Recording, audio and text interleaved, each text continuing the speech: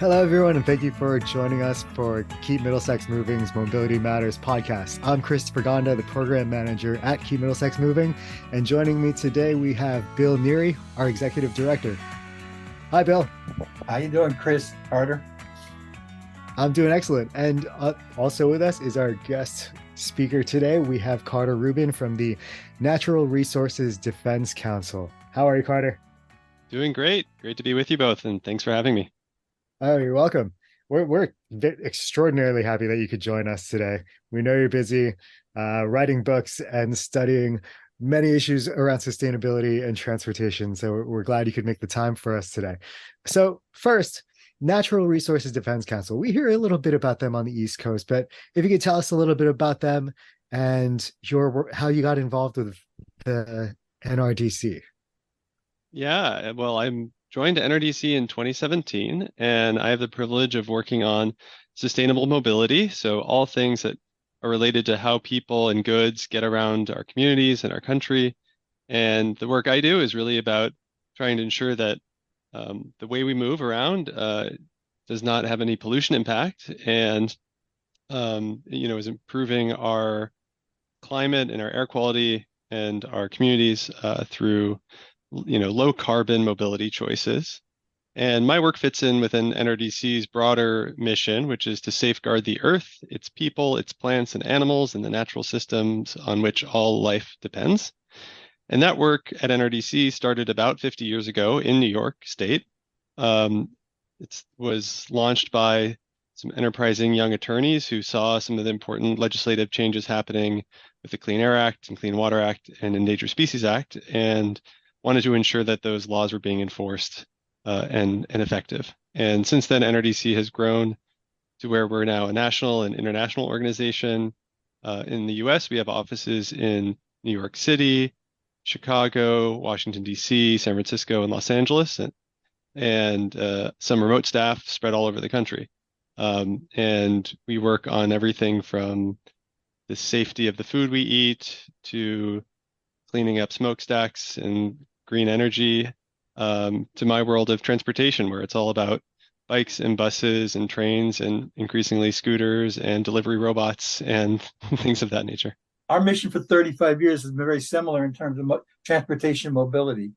Before Chris got promoted, he was our program coordinator for the Safe Routes to School program, teaching kids to walk and bike to school safely. So we worked on that. We originally founded basically as a carpool incentives and mass transit promoters, which was a good way to start, but we kind of morphed into all the things you're talking about in terms of electric vehicles, micromobility, all those type of transit issues. And I think that's where we want to talk to you about the congestion pricing program, which is certainly part of the conversation going on here on the East Coast. How long has the transportation component been such a big feature of NRDC? I think transportation has been part of our work since probably at least the early 2000s. And before that, I maybe lose the thread exactly on where it all started, but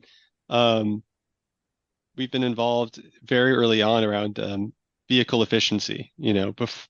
Today, I think we understand that to clean up our climate and our air, improve our air quality, we need to have a transportation system that involves completely zeroing out tailpipe pollution with electric vehicles, as well as helping people get around, outside of automobiles via walking and biking and buses and trains. But the early precursor to that work was, trying to get automobile makers to increase the fuel efficiency of their vehicles and, adopt cleaner and cleaner fuels to power those vehicles. And that work predates me by several decades. California emission standards made cars that you bought in America are not the same ones you could buy in California. They were ahead. Way ahead. That's right. Yes, the EPA gives California some extra wiggle room, given our history of air pollution, to adopt more ambitious standards for new automobiles. And then many states tend to follow suit. And then many automakers just say, well, we'll build it to the California standards because it's such a big market. That's right. The main topic that we wanted to discuss with you today is something that we believe is pretty near and dear to your work specifically. And so let's get right into it. Congestion pricing.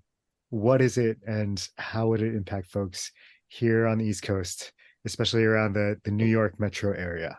So congestion pricing is a topic I've been able to work on at NRDC since I joined, and even predating my time here, it's been a hot topic in New York, in the metro region, as various different mayors and governors have sought to study it and understand its potential. It's a concept that automobiles are an inherently spatially inefficient way to move a lot of people. And our streets in our cities were built usually around, in some of our denser, older cities, were built around people walking and taking trains and or streetcars or horse-drawn carriages. And the basic geometry of some of our most prosperous and successful cities in the country was laid out long before the automobile arrived. And the automobile has achieved such dominance in many places that the inefficiency of how much space cars take up is really incompatible with dense and thriving urban areas. But in many cases, we don't attempt to directly regulate how and where vehicles can go to address the fact that allowing too many cars to come into one space just creates unbearable gridlock and congestion. And particularly in a place like New York and New Jersey, and it's the largest, densest, biggest metropolitan region in our country. It's the region where, if I remember correctly, half of the public transit trips in the entire country take place in the metro region. It's a very small, disproportionate number of people who are using automobiles that are mucking up all the streets for everyone else who's trying to get around, who's already walking or taking the subway or the light rail systems, the regional Amtrak. Or last week in Middlesex County here, South Amboy, a little town about 5 miles from here, started their ferry service to New York for the first time. So we actually have ferries going to New York now, new ferries going into New York. We'd love to see that. Ferries have been really popular on the West Coast for a while, in San Francisco and Seattle area. I'd love to hear that. Well, they're popular in northern New Jersey, like in Bergen County. Gotcha. There's a lot. The waterways has a lot of that. But now, because of the congestion you're talking about, ferry services coming down south. We're about 40 miles south of New York City. Right. So with the amount of space and capacity on our streets, and then the street designs being somewhat outdated, what would congestion pricing do to alleviate that congestion or possibly optimize the congestion? Yeah, so the congestion pricing as a term is kind of a misnomer, and it understates what it does. You could call it decongestion pricing and much more directly describe what it's going to do. And it works on the economic principle that if you have a scarce resource, one efficient way to allocate that resource is by establishing prices for it. You could imagine, if we didn't really charge people, to use any other good or service, what you might see, like if an example is like a store does a promotion to give away, 100 free TVs to the first people who show up. And when the price of the good is zero, you'd find that a lot of people are willing to spend a lot of time to take advantage of something that's useful to them that costs them $0. And what you would expect to see is 100 people will line up outside the store, maybe camp out overnight to try to get the free TV. Basically, when you see people stuck in traffic, what they are saying is, I'm going to take advantage of this free resource. Doesn't cost me anything to use it and monetarily, but I'm going to have to pay with my time. And in a lot of ways, that's kind of a really unfortunate thing, because time is our one completely non-renewable resource. We all have a limited life on this planet, and we spend a lot of it stuck in traffic. And what congestion pricing does is it basically says, if you want to drive into this really, really busy part of our region on the busiest roads at the busiest times of day, you're going to have to pay a fee. And what that will do is that will nudge, hopefully, you set the price where you're nudging 10 to 15% of the people who would otherwise drive to shift to a different mode of public transit, shift to a different direction or a different destination, or shift to an off-peak time when the fee is lower or not in effect. And by getting 10 to 15% of the drivers off the road compared to before, that's usually enough to where you can start to get freer flowing traffic. You don't really need to get half or even 2/3 of people off the roads to get congestion unstuck. It's really just the last incremental, like 10 to 20% that turn things from working into total gridlock. And so what some cities have done, you set the price to where you can achieve that kind of reduction in gridlock. And the people who end up choosing to pay the fee, I think we sometimes skip past this.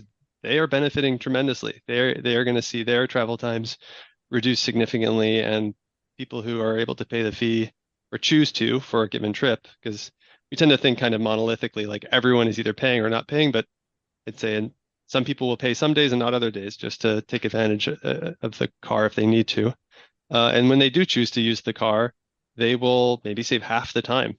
They'll get huge chunks of their lives back. And if you're a parent trying to race to pick up a kid from daycare where you're charged $1 a minute late fee, you might find that paying 10 or 15 bucks to save 30 minutes has an immediate benefit. Or if you're a plumber making a house call and you can make $100 making a house call, paying the congestion fee to finish one more job in your day has an immediate benefit. So I think a lot of people will take advantage of this opportunity, and everyone's going to enjoy less congestion on the streets. It also has the potential then to open up some perhaps more parking spaces and parking garages and structures for economic development of different kinds, or even environmental micro parks or something, some little parks, things you can do in a city, because parking takes up so much space already.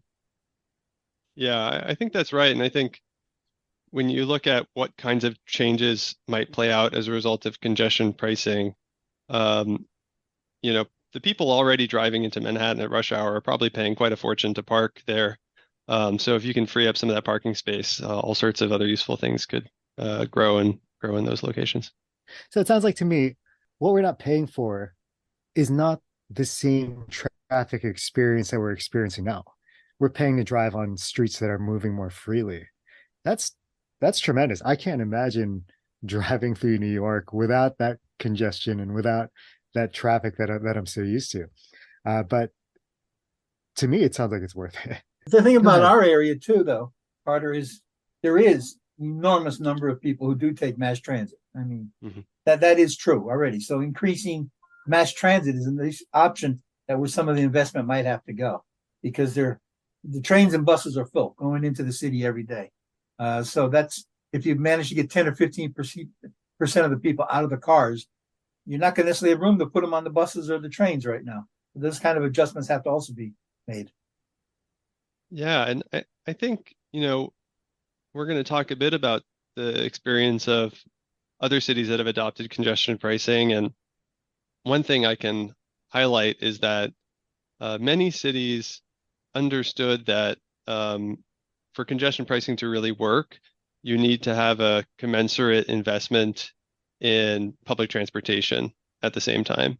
And that serves, I think, both the signal to residents, that this investment is coming, and so that they can remain assured that there will be capacity on the trains and buses for if they choose to shift to public transportation, that there's going to be more frequent buses and more frequent trains. I think the experience with London is that they ramped up bus service a lot, and over time it's seen a huge uptick in ridership, in part because the buses are now free of congestion in some key areas and can move much faster. And buses that are not stuck in traffic are much more financially efficient to run, because you're not stuck paying your bus operators to be crawling through traffic. You can run much more frequent buses at the same cost. So there's, in some ways, some virtuous cycles that occur when you're also helping your public transit system get out of traffic. You can increase capacity and service. Yeah, and you started talking about automobiles as a scarce resource and the economics of that, and it sounded to me like you were talking more along the lines of also an equity and social justice frame of what this does for folks who may be overburdened or have other economic challenges. So what can you say this would, how would this impact folks who are, say, of low income populations?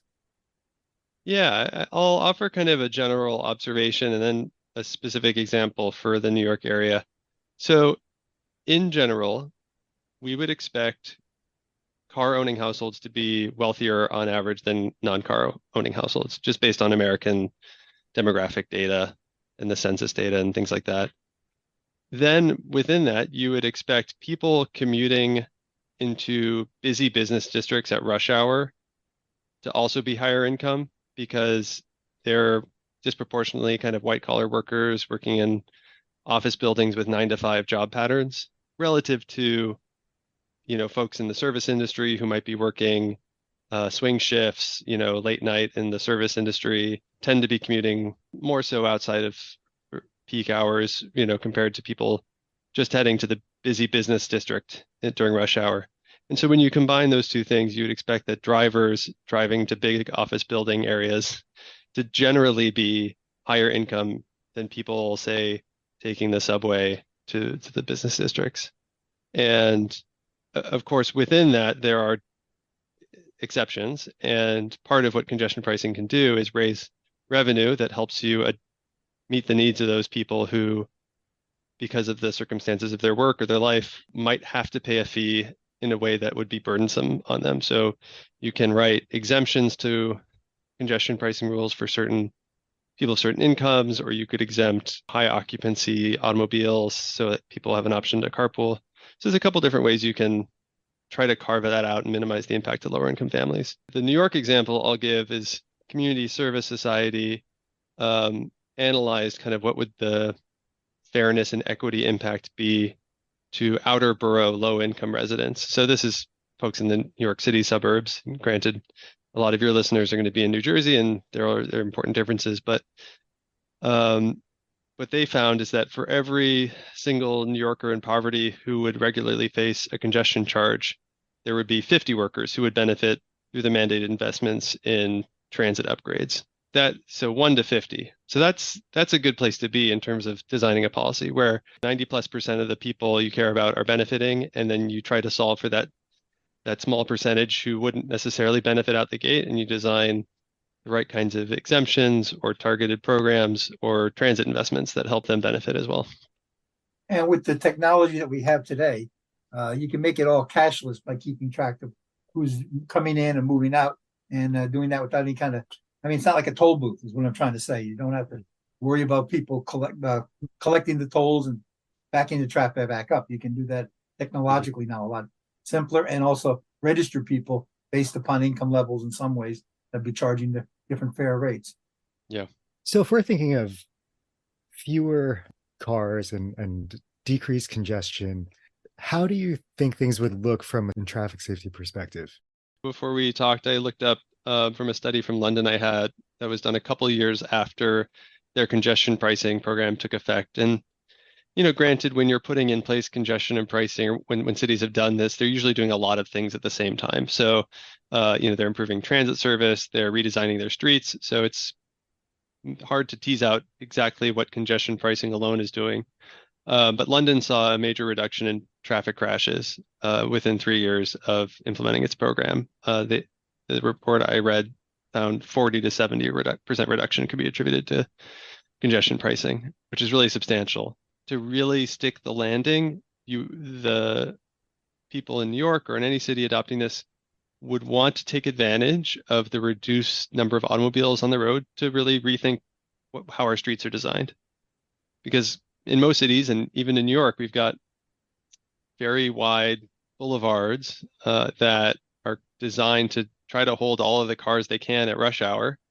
And if you're able to significantly reduce the number of vehicles coming into the city, that should free up more space to convert a traffic lane into wider sidewalks or a dedicated bus lane or a protected bicycle lane, and basically better serve how people are already trying to get around our big cities. Because if you look at a typical urban boulevard in a transit served part of our country, you might see the street full of cars, But if you took away the cars, you just see like a few dozen people, and the sidewalks are probably more crowded with people than they are than there are that many people in the cars. So it's a real chance to better align the design of our streets with the way people are trying to get around. And I think the evidence of dozens and dozens of case studies all over the world is that when you add in dedicated bus lanes and wider sidewalks and protected bike lanes, you also reduce collisions, partly because drivers are forced to drive more prudently and cautiously and take into account all these different people moving in the street.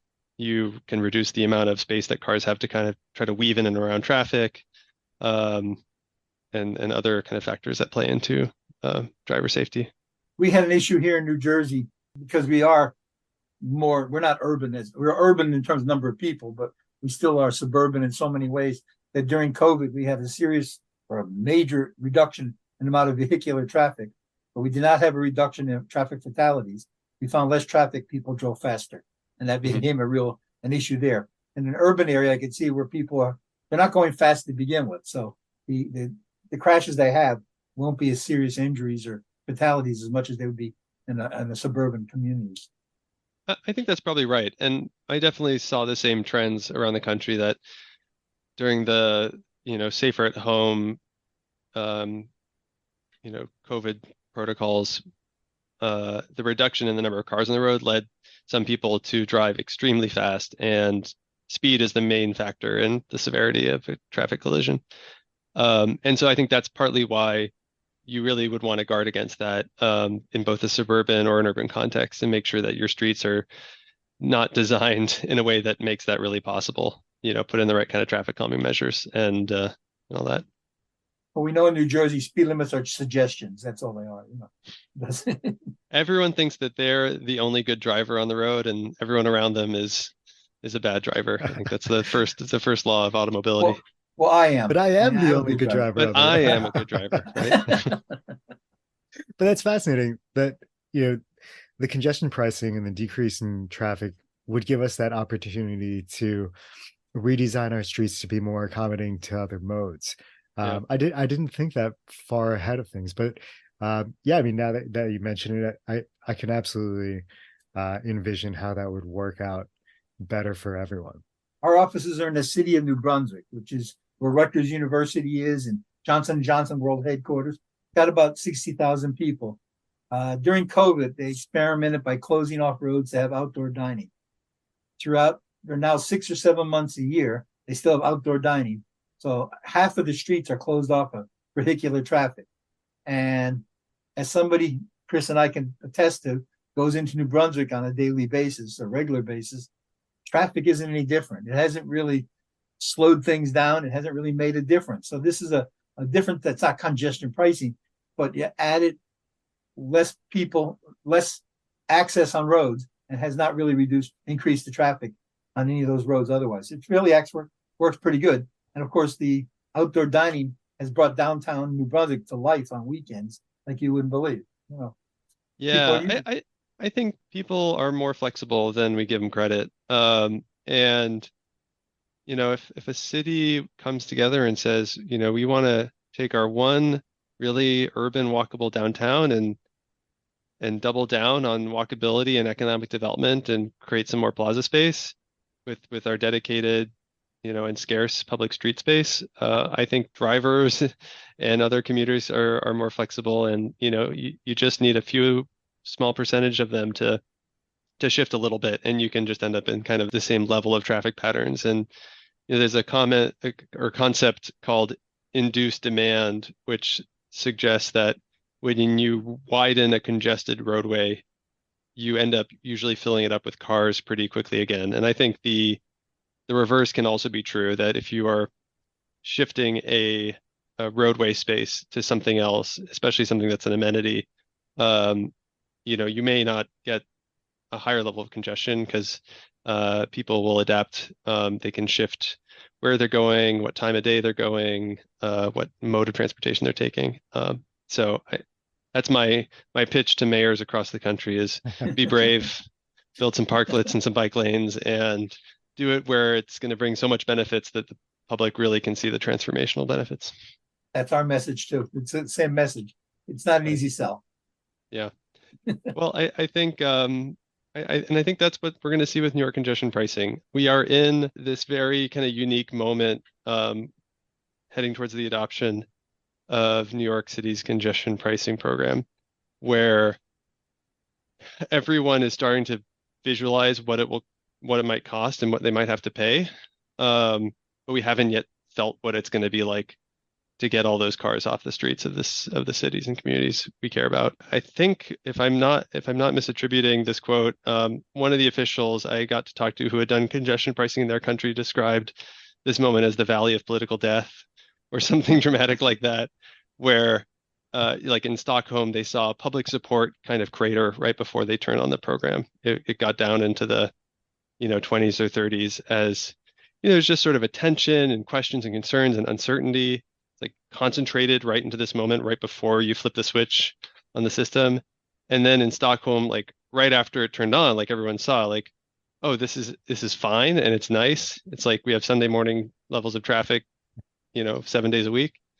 And the transit system could handle the demand and everything's fine. And so the Stockholm system actually survived a public referendum, I think within 6 months or a year, vote of the public on whether or not to continue it. So it's definitely an interesting time for everyone watching this, with all the scrutiny and attention. My hope, my expectation is that as soon as this thing turns on, we'll see the streets of New York City looking totally different. And I think we'll wonder why we didn't do this 30 years ago and wonder which city in the country is going to be next. In New Jersey, our governor is promoting electric vehicles, charging stations, municipal land use laws are all adding charging stations. Biggest proponent of windmills off the coast. So he's a big green environmental person, and he's suing New York City about congestion pricing. So it's the valley you're talking about. So yeah. I haven't been following this quite closely enough to understand what the windows of political opportunity were for the state of New Jersey, as this was being discussed. But I think if congestion pricing is successful in New York City, New Jersey could certainly think of adopting similar programs. There may be so much desire to bring the benefits to into the home turf of New Jersey, and then be able to make tremendous investments in the state's regional rail system and the city's transportation systems that I don't know, why not New Jersey next? Maybe the governor will have a change of heart. It's is probably in all of our wheelhouses, but in New Jersey, because of the fires out in Canada over the summer, we had pretty bad air quality days intermittently throughout the summer. Now, with congestion pricing, we're imagining fewer vehicles on the road, and light duty vehicles and personal vehicles are one of the highest contributors to bad air quality and in New Jersey, right? So how has this worked out to better air quality in the other regions where congestion pricing has been studied? Have knowledge about what happened in Stockholm and London, and my understanding is in those cities they saw a reduction in local air pollutants like nitrous oxide emissions and particulate matter in the 5 to 15% range. On one hand, you might say, well, that's an important piece of the puzzle, although it probably doesn't get us the whole way of where we want to go in terms of air pollution reduction. But considering it's just one tool and it created all those benefits, I think it's really significant. And, I would expect something similar for the New York region. And air pollutants don't observe state borders. So even if the congestion charging is happening in New York City, to the extent some of those cars originated in New Jersey and those folks, are started carpooling or started taking the train in, I think there'd be air quality benefits in New Jersey as well, because all the cars are coming from usually the outer parts of the region. Yeah, I see what you're saying. So it would not just be the city itself, but essentially the network of highways and roads in those communities surrounding that could possibly see those benefits. Interesting. Yeah. And I think that, the transportation system needs a lot of work to reduce pollution to the point where we could really call our air healthy. Part of that needs to come from tools like congestion pricing, as well as major investments in transportation and mobility choices, and cleaning up the tailpipes of our vehicles. So we need all of those things working together to get where we need to go in terms of the air that's healthy enough to breathe. Well, I know during COVID, there were a few instances where they had taken pictures of I think it was the skylines in the city, and there was a pre-pandemic picture where it was a little smoggy, and then during the pandemic, when there was fewer cars on the road, everything had seemed to clear up. But I mean, I'd hope to have more clean air days, moving along, and hopefully contributed from congestion pricing. We talked about a reduction in crashes, but I'm really interested in, how do you feel like congestion pricing would play a part in our safe systems approach that we're looking at our roads and highways in the United States, through the bipartisan infrastructure bill and our agreement to look at it as more of a system and seek improvements for safe drivers, safe speeds, etc. I think congestion pricing here is going to be one tool in the toolbox that helps cities and regions better manage automobiles on our streets. We talk about the 3 E's being really important: engineering, enforcement, and education. Congestion pricing is something that can enable better engineered streets. You're taking cars off the road and gives you, as I was saying, the opportunity to re-engineer our streets to make them safer. I think also with congestion pricing, it's such a high profile issue. It's a chance to educate folks about the need to drive more safely. And so it's not a silver bullet in that context for a safe systems approach, but it's an important tool. And I certainly remember a formative conversation I had early on in my career at NRDC, talking to different practitioners about what they thought about congestion pricing. And I talked to one emergency physician in San Francisco who was like, couldn't wait for congestion pricing, was really excited about it because she saw so many patients coming into the ER as victims of traffic crashes, and was really hoping that congestion pricing could just reduce the sheer number of cars on the road and help protect vulnerable people like bicyclists and pedestrians. Well, I think the proliferation of our Teslas and our Chevy Volts in New Jersey was more of a result of higher gasoline prices than it was the environmental concerns of people. And I think congestion pricing, if it's going to actually catch on with before that switch you're talking about gets turned down, people have to see the economic benefits too, where the reinvestment that you're talking about, the opening areas, the quality of life issues about saving you an hour getting home every day.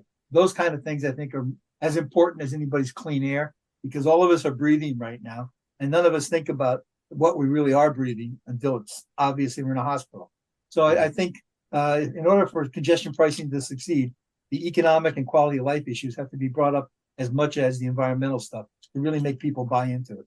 Yeah, and I think there's some opportunities for folks in your position to ask your state DOT to be monitoring how this is working for New Jersey. And if I were in your shoes, I would ask New Jersey DOT for traffic counts on 78, in like April of this year, and ask for them again in April of 2024 and see if there's a noticeable change. I would expect it go down, maybe not a huge amount, but I think that's worth understanding. And if we can reduce vehicle traffic on a highway and still have a prosperous economic activity, then I think that's a huge win. I mean, for the most part, vehicle counts just tick up more and more. So if we can move the needle in the other direction, I think that's a big win for people moving around the region and breathing the air. Well, the hybrid workforce has been accepted pretty well, a lot more than I would ever imagine. I mean, we pushed telecommuting for 30 years to deaf ears, and COVID made it possible in a lot of ways. The COVID has given the opportunity for employers to see the value of telecommuting without losing the productivity of their people. And I think that's the kind of thing you can talk about in terms of even congestion pricing, that people are not going to drive to work. It's going to make it better for them to be workers when they are there, or the days they don't have to work there, they're saving that money. It's all the same part of the package. Yeah, and I think what seemed to hang up telecommuting for so long was sort of this collective action challenge. Did you want to be the first employer to really allow this? Did you want to invest in all the systems you need to really make it work? And then because of the public health emergency, we all bought in and took the time for folks who work kind of in that knowledge-based economy. It's been a huge quality of life benefit for a lot of people. Well, Chris and I are both calling from home right now. So there you go.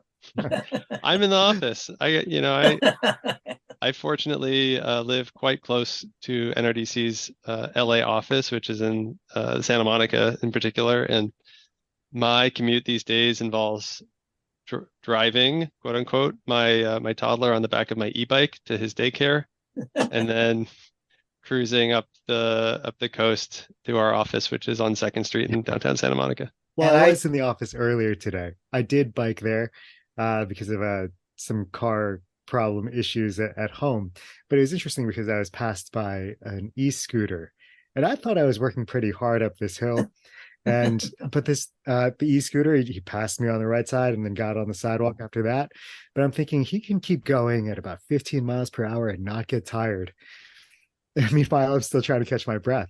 But it was just making me think of, how other modes of transportation would be, well, the streets and the culture could be more accommodating to them with fewer cars on the road through something like congestion pricing. Well, my commute is 7 miles or 35 minutes. That's pretty much, Mm-hmm.